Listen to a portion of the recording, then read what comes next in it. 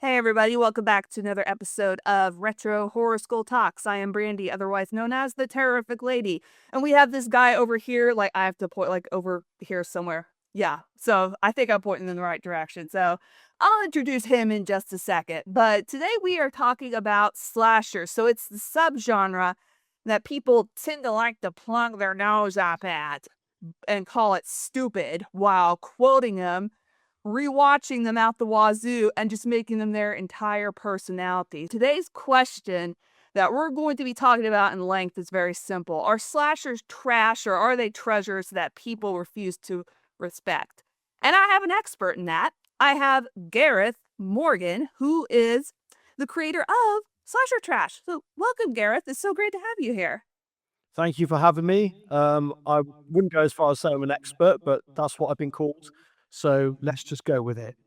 Yes, you're an expert to me in that regard. Thank you. Uh, So, for anyone that is new to you, what is slasher trash? And I usually ask what it is in one sentence, but people tend to go over that. I'll just cut off the one sentence part and ask you, what is slasher trash for anybody that's new to you? Okay, for anybody who's new to us, Slasher Trash is, I think it's safe to say, it's the largest social media community dedicated to the slasher subgenre.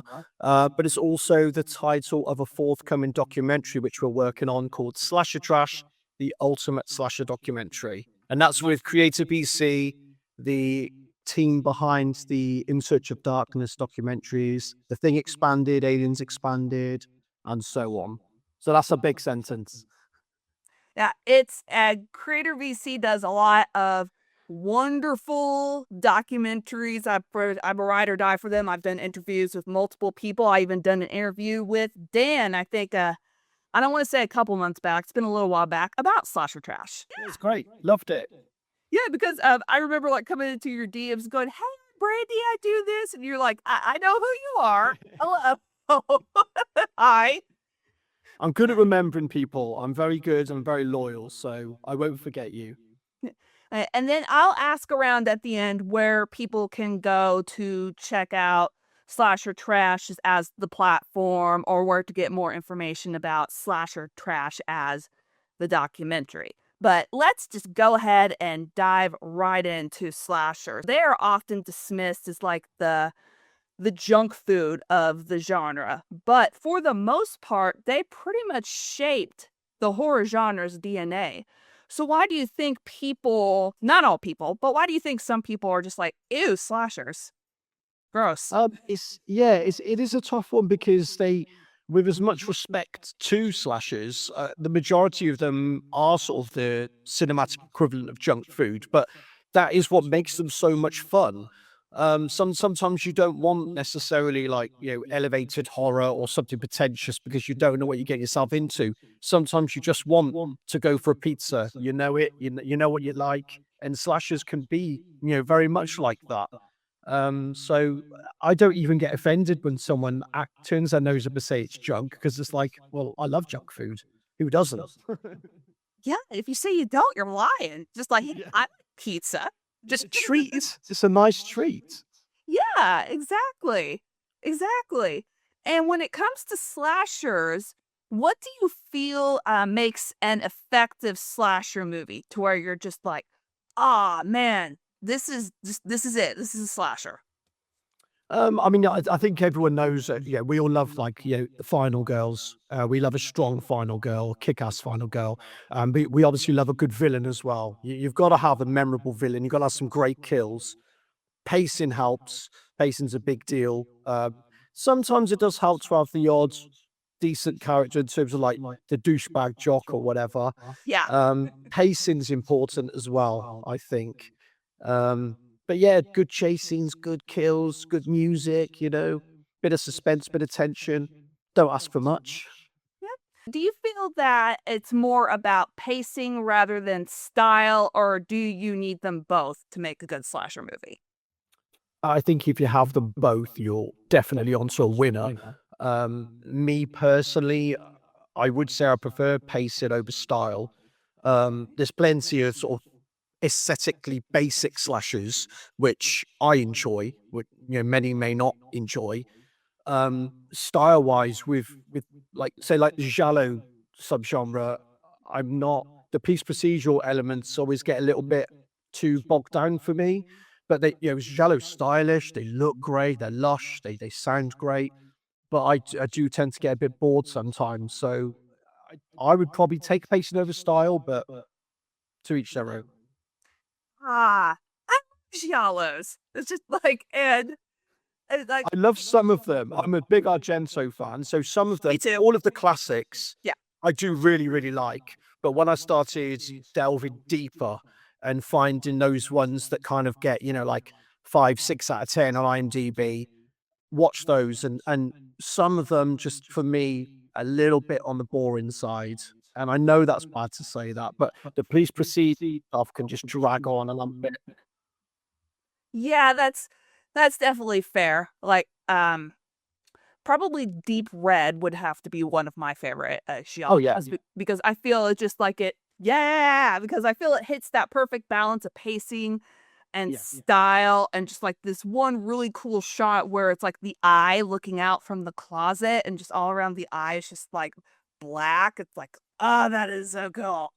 yeah, 100%. Deep Red is like a 5-star film. I mean, that is like if someone says to me, what would you show to somebody who you want to promote Giallo to? Deep Red. I mean, oh, the soundtrack, the kills, the twist at the end. The first time I watched that, like 20 odd years ago, I didn't spot the twist. So it was so good. It just blew me away. Deep Red? Yeah, Deep Red or Profondo Rosso, depending on whether you're looking at it from the English or the Italian side. Like, go watch it. It's really killer, pun intended. Do you think the creepy little puppet coming out on the it's on like a extendable I'm trying to remember now, I can't remember. But do you think it inspired Billy the Puppet and Saw? Because I always think that it sort of did. Well, Deep Red inspired elements of John Carpenter's Halloween, so I would say, like, yeah, it probably that creepy puppet probably did maybe in some way inspire Billy the Puppet and Saw. Yeah, absolutely. Because James Wan is a massive fan of the subgenre of horror in general, isn't he? So he must have seen it. Yeah. Oh, there we go. Yeah, I think that's a strong case because that puppet was creepy and Billy the Puppet was also creepy. Yeah. But now I want to ask, um, with every subgenre, horror subgenre out there, there's always something that's going to be like a pet peeve, whether it's a trope that's used over and over again, whether it's just like pacing or the type of kills. What would you say is your biggest pet peeve about slashers, if you have any? Yeah, it's always it's the pacing. The one pet peeve I have about slasher is when they're boring. It's the cardinal sin. I mean, you had Halloween, the formula, then you had Friday the 13th, took that formula, added in loads more blood, a higher body count, great kills, and so on. And they just took the template and just added to it. So any slasher that comes after Friday the 13th should know exactly what it takes to please the slasher fan. And if it's boring and is the pacing's off, I just can't deal with it. Slow burn's one thing, Right. but if there's nothing going on at all, I struggle. Yeah, I think that's the cardinal sin for any horror movie. If it's boring, then you've already lost because so much of any horror movie, like whether it's a slasher or whether it's a folk horror, anything, it relies so much on pacing. So, yeah. Yeah, big time. It's just so important. I speak to so many people who say the same thing. They say, I tried to get into this one, but it was just really, really slow, or it doesn't kick in till the last 20, 30 minutes. And I appreciate the balance is hard, especially for those who are going more for like your slow burn atmosphere sort of thing. But we haven't got time to waste. We're not here forever, are we? You don't want to waste 90 minutes on a slasher, but it's 90 minutes of boredom.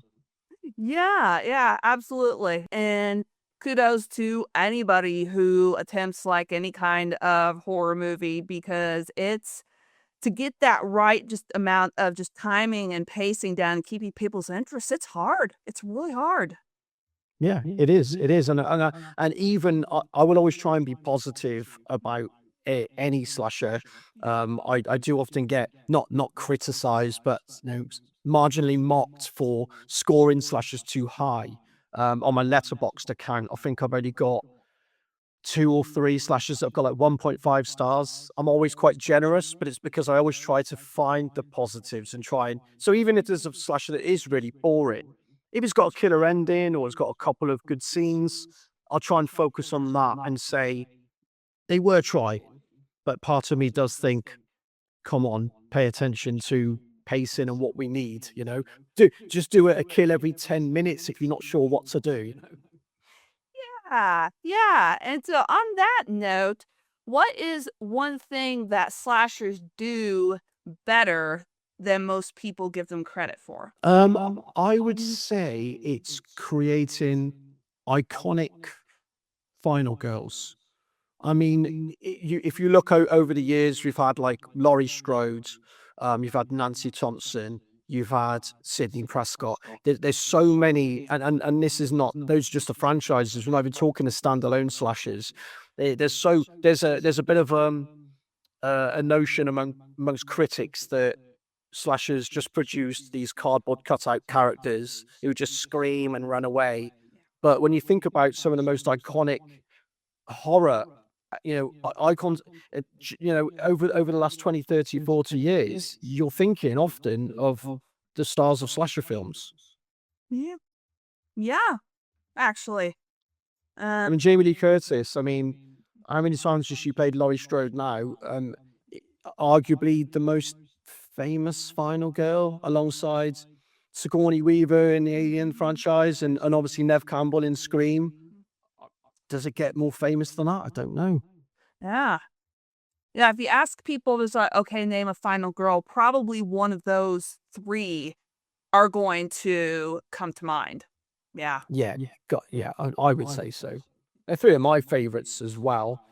But obviously, yes, they have had the benefit of starring in multiple films. So obviously they've managed to grow that fan base and so on. So and like in Jamie Lee Curtis's case, she's grown it over what 5 decades, 4 or 5 decades. Yeah, yeah, it's like if I was playing a final girl for 4 or 5 decades, I'd just be like, "I'm good, I'm cool." Yeah, and you'd expect to be remembered. You definitely would. Did you ever see that? That when she was promoting the Halloween 2018, God, what's it? It was just called Halloween. Yeah, of course. The guy on the news, and he said, "Oh, does it freak you out when people come at you with hockey masks?" And she was like, "Wrong franchise, honey." And I just love that moment. It's like, how do you not know? It went viral, honestly. Apparently, this guy's quite a big deal in America. He's one of like the big news anchors. I don't know who he is, but I still see him. I still see him now. And I just thought, did you not even think about doing 2 seconds of research before you interviewed Jamie Lee? And he said about hockey masks, and her face was like, really? Loved it though. Her response was brilliant. Yeah, I love oh my gosh. Yeah, no, Hockey Bass is Friday the 13th. That's Jason Voorhees. Michael Myers is a totally different, like, thing. She told you well. I love it. No, I haven't seen it, but that's yep, that's a total, like, Jamie Lee response. But when I can think of, like, a response, it yeah. You know she takes no prisoners. No, she does not. She does not. Now we're going to be moving into something called the Slasher Hall of Fame. So, in a sense, you're going to be a defense attorney, but for the slasher subgenre as a whole. Are you ready? Always. First question, in your opinion, what director and slasher movie are the gold standard? So, if someone understood these two, then they would understand why slashers matter. I'm going to say Joseph Zito, Friday the 13th, the final chapter. Um, I literally think that's the finest example of the slasher film from the 80s, is in he just knew exactly what it took to craft a brilliant, entertaining slasher from start to finish. Gore, great characters, everything, atmosphere. I just love it. and I can watch it over and over and over. A- And then Ted White as Jason Voorhees, just like I think whatever I think of Jason Voorhees, to me, like it may be blasphemy because I know people really love Kane Hodder, and I think he's really good as Jason. But to me, Ted White is the definitive Jason Voorhees. I agree 100%. 100%. Ted White is the greatest. I don't even want to be disrespectful by saying it's not even close, but for me, it isn't. I just think Ted White is the master. He was just this hulking menace, like a whirlwind of chaos. And he was scary. He was scary. You know, as much as a 44-year-old can get scared of a slasher film, he was just terrifying. There was something he was like, he was a monster. He was a true monster, and he was breaking necks. That's a joke. He was taking no shit. If you watch the way, and this is funny because you hear all these stories about how Ted White was such a lovely guy and wasn't into horror or anything like that. But the way he wipes people out, oh my god, you felt like he actually genuinely wanted them dead. Yeah, yeah. I think probably also his past as a stunt guy really helped with him just like bringing that kind of presence like to that role. Yeah, like a real big physical. He was sort of dominating as well. Yeah, definitely. I definitely think his career as a stuntman helped. Um, he's just. I don't have enough superlatives to say about him. He's just superb. I've got a signed mask from Ted, and I'm not somebody who collects. I'm not one of those for memorabilia so much because I know it can dominate your life. So I collect all the films. Yeah. But this is one thing I needed when I had the chance to get a signed mask from Ted. I bought it and I love it and I treasure it. Aw. Yeah, I would too. That's really, really cool. Yeah, he's the best. God bless his soul. Yeah. Yeah. All right. Now, like, before I get too sad, like, I'm too sad, let me go on to the next question about blueprint slashers. What do you feel is the blueprint slasher? So the one that set all the rules that people copied. I know earlier you mentioned Friday the 13th. Is that still your answer for this question? Um, I would say the blueprint, it depends on which way you look at it. It's Halloween and then added on Friday the 13th because we all know that Friday the 13th wouldn't have existed without Halloween. But then you could argue that Halloween wouldn't have existed without Black Christmas. But I think that the template was Halloween. And then that's what, prompted Sean S. Cunningham to sort of say, I want a slice of that action. Pretty much ripped off the idea for Halloween, just with a little bit of a twist, big body count, more blood and so on. And then obviously then that kick-started that golden era from 1980 to 84, where slashers were all the rage. So I'm happy with it. If somebody says it's Friday the 13th, I'm okay with that. Halloween, blend the two together. Yeah, so kind of like a little like double whammy there. Oh. Yeah, I think so. I think that's the fairest way of putting it because you could argue there was maybe even more sort of summer camp themed slashers than Halloween rip-offs like in the suburbs. So you could argue that ripping off Friday the 13th became more prominent during the golden era. So it deserves its credit, but it jumped on the back of Halloween. So Yep, but like very well known because Sean S. Cunningham was like, okay, like Halloween made a lot of money. How can we rip it off? yeah, Basically. exactly. Well, that's what he said to Victor. Oh my God, what's the surname? The screenwriter. Miller? Victor Miller? That's it, Victor Miller. Okay. Woo. Yeah, and that's what he said. He just said, "Watch Halloween, rip it off, and then we'll put our own spin on it." But to be fair, they did. They did. Friday 13th stands up really well on its own accord. The mystery element, obviously, once you've seen it, then obviously you're not going to be surprised. Yeah. Unless you're stupid and you forget what you see. But it's a good rewatch. I feel it gets stronger with every revisit for me. It's so atmospheric. And Betsy Palmer is just incredible. His Mrs. Voorhees. She is a late. We needed more Mrs. Voorhees. It's a shame. Yeah, it's like, give us more Mrs. Voorhees in future horror movies, everybody. Well, hopefully we will now. We obviously no, not Betsy Palmer, obviously, Yeah. but with the Crystal Lake prequel TV series, Ah, we are going to get some Mrs. Voorhees. So let's see how that turns out. Because Linda's a great actress, so yeah, I always forget that that's coming out, and every time someone says, "Hey, that Crystal Lake TV series," like, "Oh, yeah, yeah, that's gonna be a thing." Yeah, I'll have it to. is definitely happening. It's been in the making of for so many years, but it's a thing now, and it's coming this year. Ooh, so excited. Right, now, give me a slasher that's very clean on craft. The one that you would show critic and be like, "Hey, this is how a slasher is built."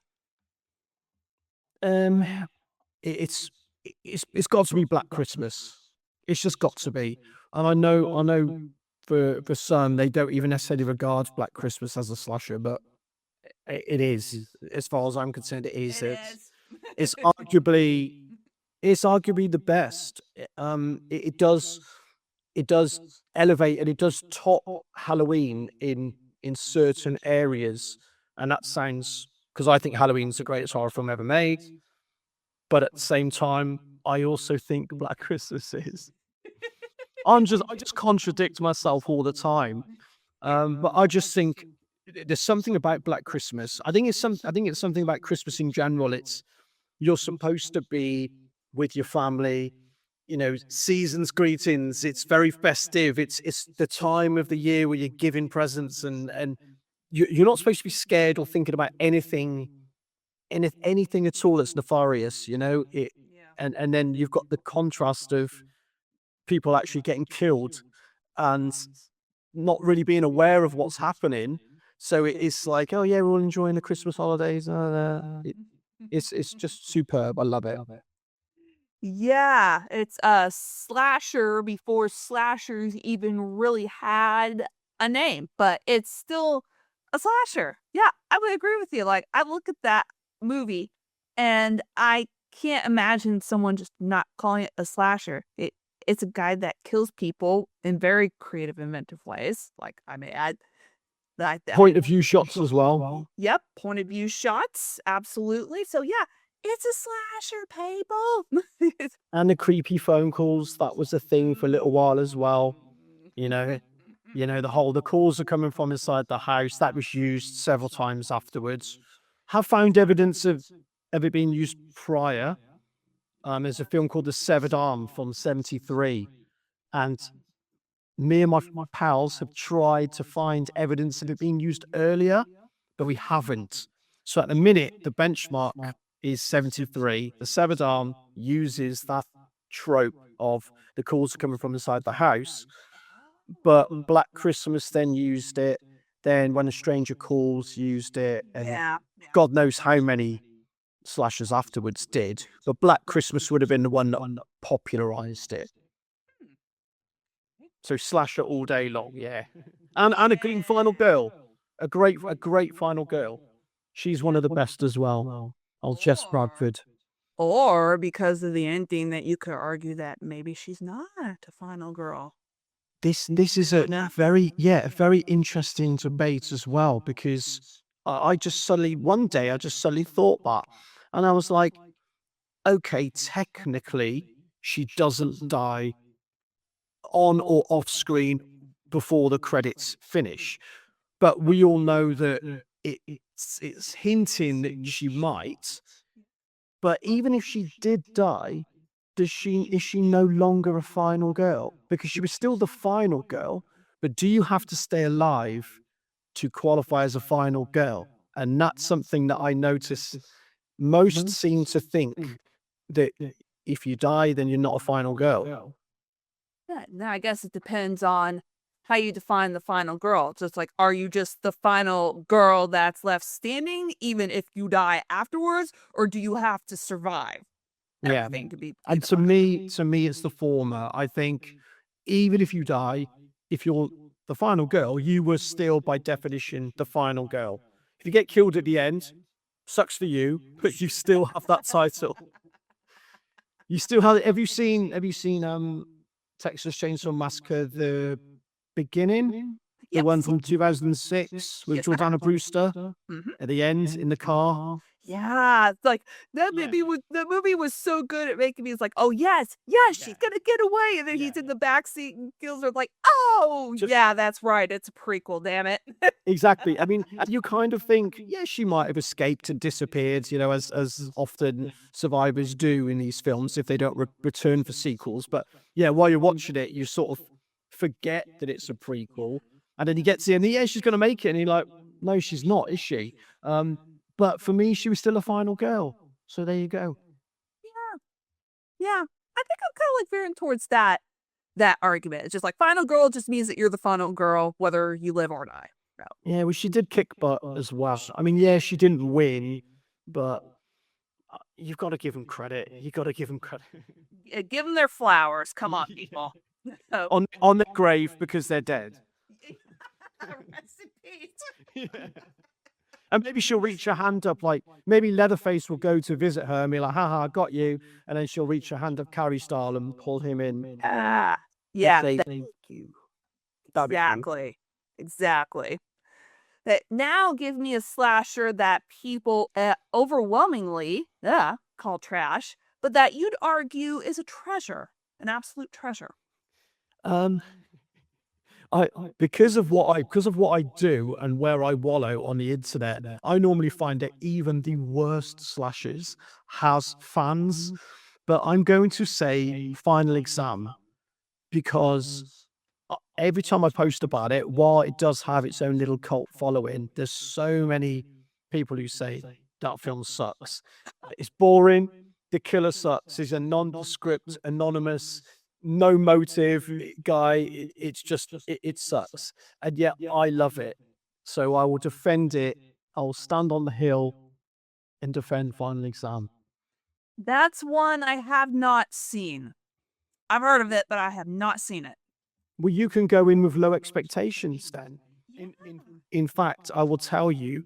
So, our writer director, Michael Gingold of the Slasher Documentary, we were discussing it a few months ago, and he said, I think I mentioned about, we've obviously got to put Final Exam in the documentary. And he was like, oh, I caught up on that recently because one of his friends was one of, I think, the extras in the classroom scene. And he said, we caught up with it recently. And he was like, oh man, like, it's just not good. So I was like, oh, you're the writer director. So I guess that means Final Exam is getting cut. Pun intended. But yeah, but watch it and just go in with low expectations and you might enjoy it. I'll let you into a little, I say, very, very small secret, which won't be a secret you watch it. But the second act is very dry, very dry. In fact, that's one of the criticisms of the film in general. It's quite a soft slasher. But there's a lot of character development in the second act, which is what leads some to say it's boring. But I think they're just having campus hijinks. And I like it because it almost makes me forget that I'm watching a slasher. So I'm having fun watching these kids messing around. And then when they start dropping dead at the end of, well, when the third act starts, I'm like, oh, I forget we're in a slasher. This is quite upsetting. No one else really agrees, but there you go. I like school-based slashers. It's like I really enjoyed Class of 1984 Oh, whenever I very good. watched that. I thought that was really good. So, yeah, Yeah. I'll go in with zero expectations and I may really like this one because I tend to like school-based slashers anyway. Yeah, it did, and the location is superb. It really is. So, and there's a few really good scenes which utilize, the campus. So, yeah, give it a shot and let me know what you think. Definitely will. Definitely will. Now we're going to be looking at the modern era of slashers, so anything from like the 2010s on. Um, I know some people don't really like modern day slashers, some do. I mean, it's just a matter of preference. But what modern slasher from the modern era made you go, oh, okay, well, the subgenre is still alive and kicking? There's been quite a few, even though I don't watch as many modern slashers because I'm still say, trying to scrape the bottom of the barrel and catch all the 70s and 80s ones. But uh, I would say there's two. The Stranger's Prayer at Night from, I think, 2018, Okay. and Haunt from 2019. Okay. No, with Stranger's Prayer at Night, again, it does have its detractors, especially at the first, with the original being a really, really solid home invasion. It's so intense. It's a really, really good, well crafted film. But what I liked about Stranger's Prayer at Night, it was basically like, do you know what? We're just going to make a sequel that is basically an 80s slasher trapped in a 2018 body. See what you think of this, fans. And because that's what I love, I groove to it straight away. All the stupid decisions and everything. Because that's one thing it got criticized for, saying people are making these stupid decisions. Then they're not wrong. They're not wrong. But I have seen so many videos of real life situations of people also making dumb moves because of the way once your brain gets set into panic fear mode, you want to flee the danger, and the minute you make one wrong move, you'll end up with a knife in your neck and there's no going back. um so I forgive it for the silly decisions because I think that's part and parcel of the subgenre anyway. Yeah. But you Yeah. didn't like it, no? Sometimes I can forgive stupid decisions, but then sometimes just like so like I don't even know how to describe it. Sometimes just so oh you're stupid. Like, what the hell? Like Did you roll your eyes at it then? kind of. Yeah. That's hey, that's the beauty of the subgenre as well. I mean, if we all liked the same things and hated the same things, we'd have nothing to talk about. We'd just be agreeing. You just go, yeah. I'd say something. You go, yeah, me too. Yeah, Yep. me too. There's no discourse then, is there? No, we'd be like the pod people in the Invasion of the Body Snatchers. Exactly. You have to have different opinions on these things. And I know that Prayer at Night did divide opinions. Haunts seem to fare better in general.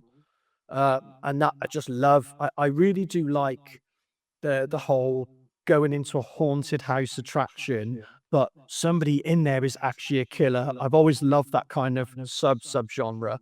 And the fact that there's a score of killers, there's more than one, Mhm. and it's really, really dark and it's quite mean spirited, and I love that. So Haunt was great too. Yeah, I was trying to remember if I ever seen Haunt. Yes, I've seen that one too. I really liked it, and I liked just the fact that there were no like really real stupid decisions. I tend to like my people in slasher movies that they try and stay as calm as they can under pressure. So Yeah, so that's you rep the smart moves, which is yes. absolutely fine, and it does make sense. You have standards. Yeah, I have standards, but Yeah. people who like people make stupid decisions also have standards. So I'm not gonna knock it. Yeah, no, I mean, I don't have standards at all in life or in the films I watch, so it's good for me. When people say go in with low expectations, I'm like, well, my expectations are always rock bottom anyway. So then anything is a surprise, and My that standards are I have no standards. So there you go. it's a recipe for success because you'll end up being satisfied 9 times out of 10. Yeah. That's a good way to think about it. Now we're going to be moving into something called office hours time where we're going to be doing we've been doing kind of a back and forth anyway. But this one is really where we're going to be doing a back and forth. I'm going to give you a question, you'll answer first, and then I'll come in with my 2 cents after that. Here we go. First question. What of this segment, what makes a cult slasher different from a mainstream slasher?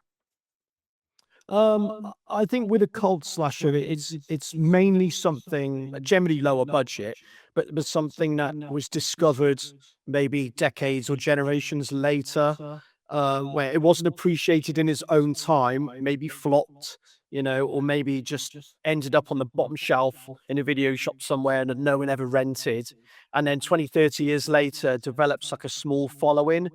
I don't really think, like your mainstream slashers like Scream, the ones that go to get theatrical releases and get make millions at the box office. I don't think in 20 years' time you could say, "Oh, Scream 2 is a cult classic," because most people liked it at the time. So the cult appeal for me is usually reserved for the lower budget, unappreciated horror films from 20, 30, 40 years ago that now someone's going, "Have you seen this from the 80s? It's great." And everyone's like, "Never heard of it." Lift it up. Okay. I have a differing opinion. A cult slasher to me is any kind of slasher that has a cult following, whether it didn't do well at the time or whether it was like a Scream era movie. It has a cult following behind it. There's like a crap ton of merch. People quote lines from it. They dress up as the characters. So that's what I feel a cult slasher is. Like a mainstream slasher, to me, it may be maybe a little bit forgettable. It's more slick and it's more polished than its 80s counterparts. Yeah, so you're like looking at it from the whole big cult. Yeah, like your Terrifier, like everywhere you go, see Art the Clown stuff. So that is a cult. Yeah. I mean, I totally get it. 100%. 100%. I mean, anytime you go somewhere, you see Michael Myers mask, you see Jason mask, you see the Freddy glove, you do, in a way, you do think, the fandom, it is like one big cult. So yeah, from where you're coming from, I also understand that side of it. And again, there's no losers. No. Whether you love the big franchises or whether you're repping, a shit film from 1981 that no one saw, you're lifting it up, and that's what we love to see. Yeah, it's horror. Everybody wins. There's Exactly. some for everybody. Yeah. Now, how would you defend slasher trash against critics? I wouldn't. I just stick a middle finger up to them. I would just say, do you know what? You don't like slashes. You want to censor them. Well, stick it up your ass. We will take them all, and we will have more fun than you because we're not pretentious, so we're not snotty, stuffy critics. So yeah, I mean, I'm a bit notorious for not exactly being a fan of Siskel and Ebert, and Yeah. I know you're not supposed to speak ill of the dead, but what they did was like tantamount to almost bullying, and they did everything they could to censor slashers and probably contributed to, like the MPAA, and like the BBFC trimming, cutting all the gore out of these slashers because they thought they were harmful. And that's something I'm totally against. I'm 100% against any kind of censorship. It's up to the individual if they want to watch a film and if they want to watch it in the form that the director intended, you know. So they should have the right. We're all adults, we can do what we want. So yeah, critics who don't like slashes, stick to your Casablanca or whatever it is you're watching. I don't know. Uh, yeah, like I don't feel like I would have to defend slashers like against anything. Kind of like you with like the sticking the middle fingers like up at him. Like I'm like, well, if you don't like it, it's your prerogative. It's your right, but don't go knocking people that do like them. Exactly, exactly. I mean, my girlfriend, she can't stand them, cannot stand them. But she will never like look down upon me or anyone for enjoying them. She mainly can't stand them because she doesn't, the gore makes her wince and cringe, and she doesn't like being scared. So in a way, it's almost showing a bit of a mark of respect because she's not saying I don't like them because they're stupid or they're laughable. She won't watch them because she's worried that she'll stay up at night terrified. Like if I ever mention when we speak on the phone at night, if I'm ever saying, "Oh, what have you done tonight?" and I tell her about a film I'm watching, she'll say, "No, no, don't tell me anymore," because she's about to go to bed and she doesn't want to have that thought in her head. So I'll go, "Sorry, I keep forgetting," and then yeah, and then we have to make sure we end the conversation on something lighter, like Pikachu or something. Pikachu. Oh Something just God. to put something nice in her head before she goes to sleep, because the last thing can't be Art the Clown, because she'll be like, nightmares. Ah, yeah. Sometimes I watch horror movies to comfort myself before I go to bed. And then, like, I just sleep soundly. Like, no Oh, same for nightmares. me. But the last thing I watch is often a horror Yeah. film. Okay, here's one thing. The one thing I would say is almost sad about us being horror fans for our whole lives, watching them ever since we were kids, is now we're sort of desensitized. Nothing really troubles us or scares us anymore. So you go to bed and almost like you said, you just go to bed happy that you've watched the slasher film. Well, when you were 10 years old, you were like, "Oh, the boogeyman's going to come through the door." And I must admit, I do miss that feeling of being scared. It was a really exciting feeling. It's quite exhilarating, sort of, you know, just watching a horror film on a roller coaster ride and then going to bed and then going, why did I do that? I shouldn't have watched that. I'm now terrified. But you feel alive. Your heart's beating at your chest. You're just looking around in every corner, and then you're telling your friends at school about it the next day, going, "Oh my god, did you see that film?" Yeah, yeah. Probably like, yeah, we're case hardened. Probably the last film that made me just feel just kind of scared and disgusted was Eden Lake. Great film, Yeah. really good film. Obviously, being a Brit, I will rep Eden Lake. It's a good film, but it made me just like it made me cry afterwards. It disturbed me that much. It's like, well, I'm never gonna watch this again. Oh Lord.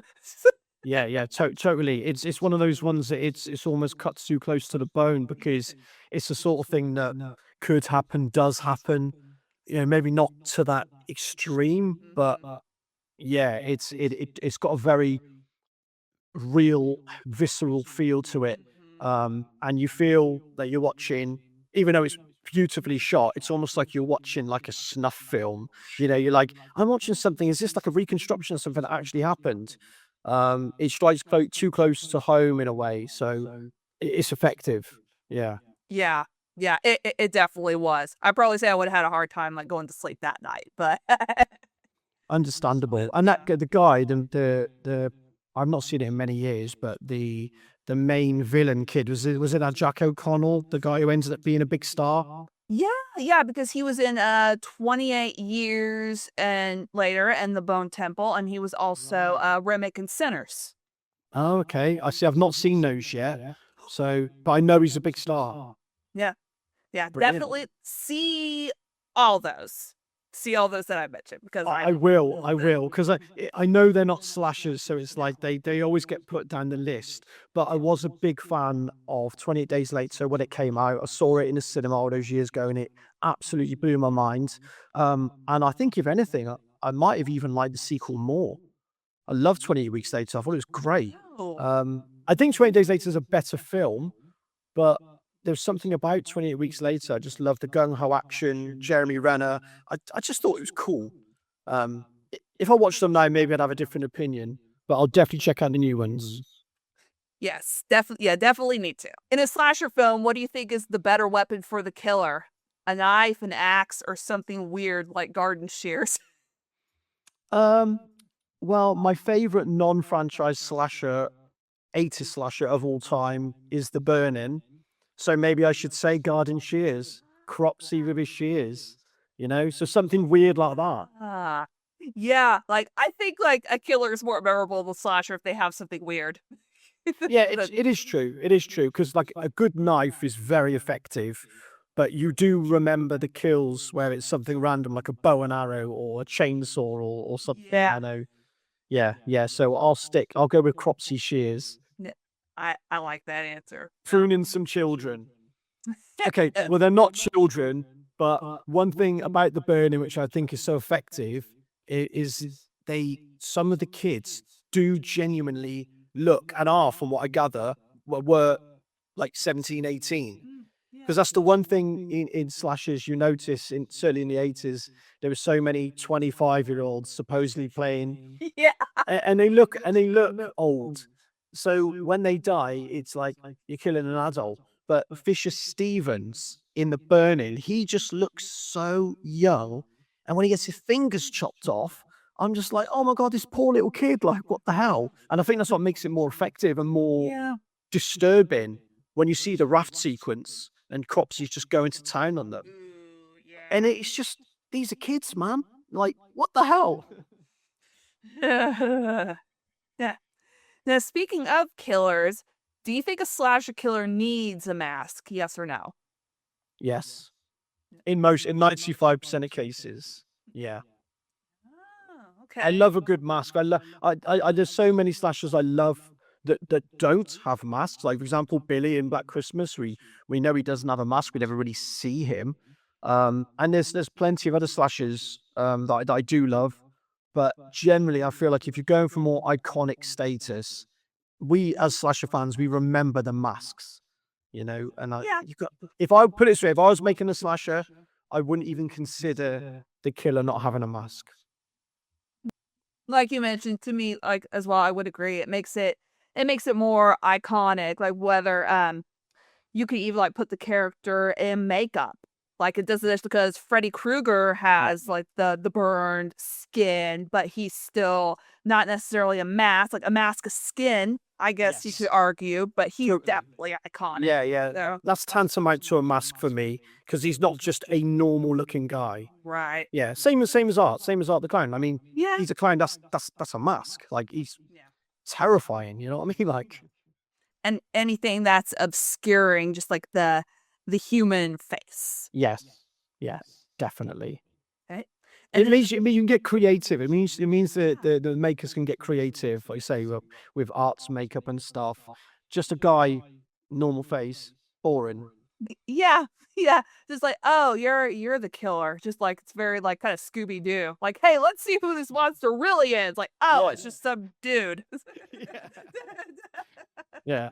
Like I love Scooby Doo, but the end bit where they pull off the mask, I'm always like, oh, Yeah. Put the mask back on. yeah. Yeah.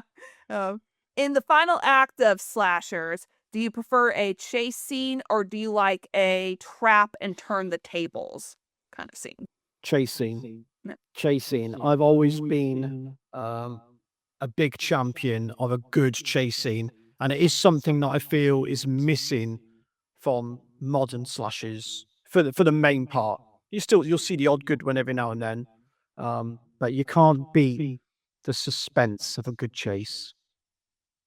Ah, yes, especially if it's paced really, really well. I think the one thing that just annoys me is when the killer just kind of teleports. Like that will probably be like another trope that I'm sick of. Like, oh, you're running, running, running. You're really far away, like from the killer, and just like, oh wait, the killer's just like right there now. It's like, Yeah, it is something that's certainly in like the Friday the 13th franchise. It's like Jason's walking after them, they're running, and then he'll appear from behind the tree in front of them to chop them. And it's like, how did you get there? But is it a supernatural angle because they're the undead or they can't die?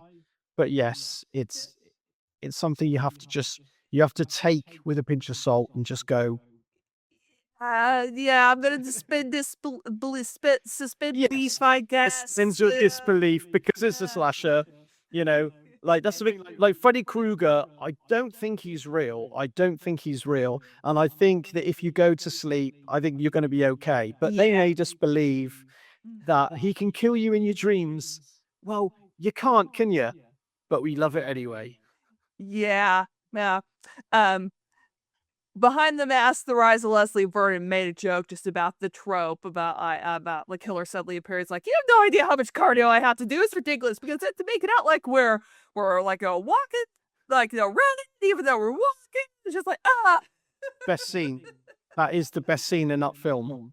I love it. Because it was very sharp, very satirical. It was just right on the money, deconstructing and analyzing the subgenre. Somebody finally said it. That film, I'm glad it started to get its flowers.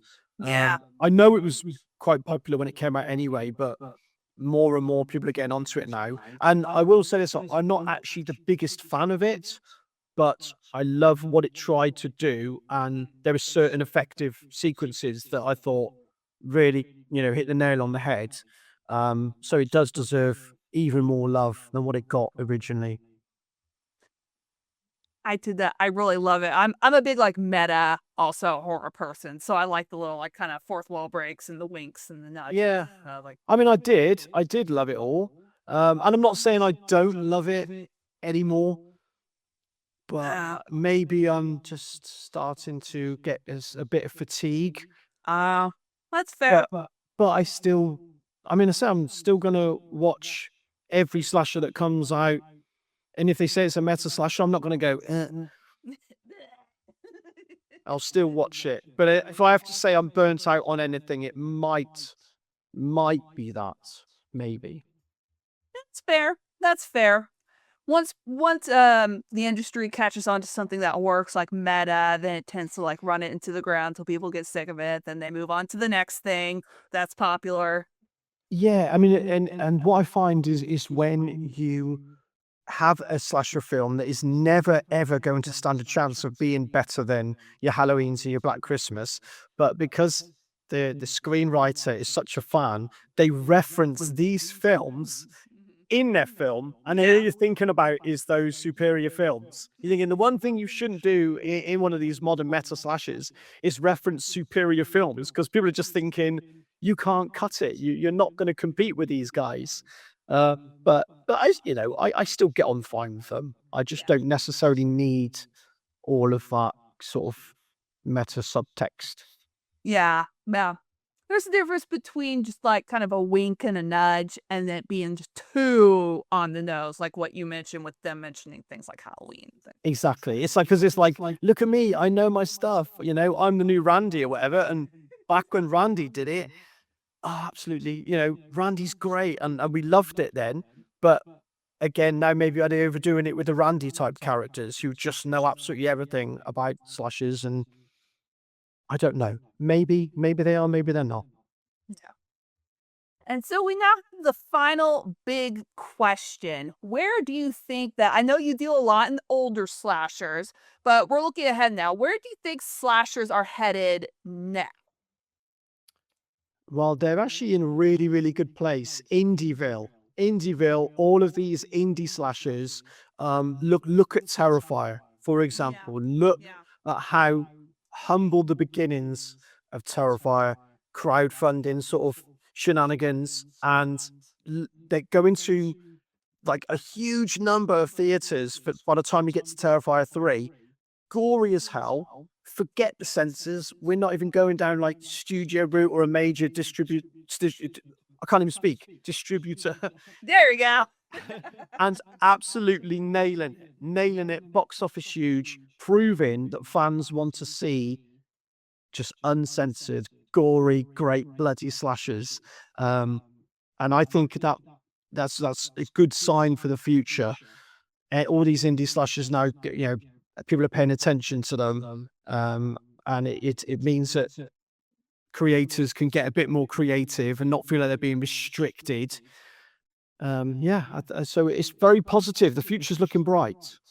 Yeah, like and to tack on to indie, I see a lot of YouTube creators in the future just getting into the game of not just slashers, but also horror in general. And I see it just being normalized. So we've had the two that did that movie Talk to Me. We had Chris Stuckman that did Shelby Oaks. Then we have Markiplier that recently came out with Iron Lung. So I see that the YouTube creator to horror movie pipeline is going to become normalized in the future, like for slashers and horror in general. Yeah, definitely. And I say it's a great thing because it's almost like fans are now genuinely having a say in what gets made, Yeah. because they're the ones making it. And it's really exciting, really, really exciting. I mean, like Chris Stuckman was, yeah, so he's just a really big YouTuber and then thought, I want to make my own film. And the crowdfunder, it was a Kickstarter, but if I'm not mistaken, which Creative EC actually handled the crowdfunder for it, and Yeah. it raised a couple of million, was it, or something like that? Yeah. It was It insane. did, it did really well. Yeah. With the funding. Yeah. So it shows that fans will get their wallets out for something Yeah. if it appeals to them, if it strikes a chord with them. Um, we don't necessarily need the studios trying to tell us what we want. You want a sequel, you want a remake, you want a reboot. I'm not saying we don't want that, but at the same time, you need to take chances on original, slasher films as well. Um, and look at Terrifier now, for example. Terrifier 3 Yeah. will be on the way. And hopefully new franchises will.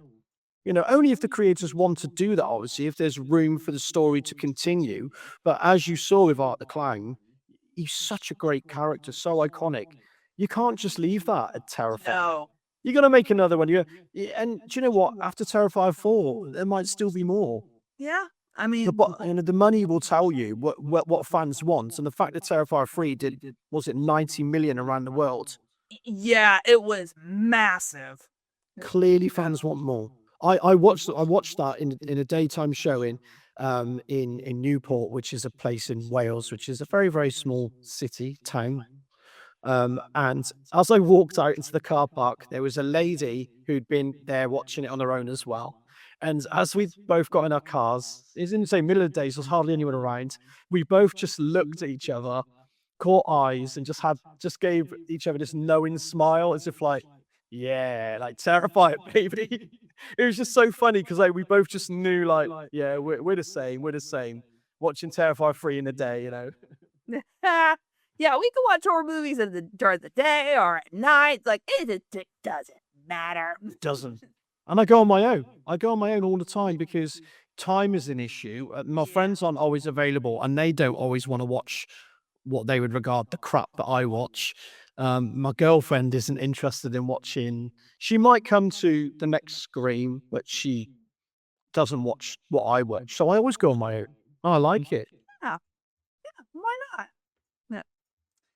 All right, so we're going to wrap things up with something like I try to do a different kind of segment with a guest, depending on the guest. So since you're a slasher expert, I'm still going to call you an expert. We're going to quickly build our own slasher. So we're going to go back and forth, so to where you pick one element, I pick one element, and together we may have a coherent a coherent slasher. Who knows? Kind of like a Mad Libs kind of thing. No. Cool. So okay, pick the setting. High school. High school. All right. Then I pick the killer gimmick. Oh boy. The killer gimmick, it's going to be someone who kills with school supplies. So school supplies only. Rulers, staplers, push pins. Nice. Uh, That'll work. yeah. Final girl trait. You pick the final girl trait. She's a teacher's pet. She loves all of the teachers. She's a nerd. Ah, okay, good one.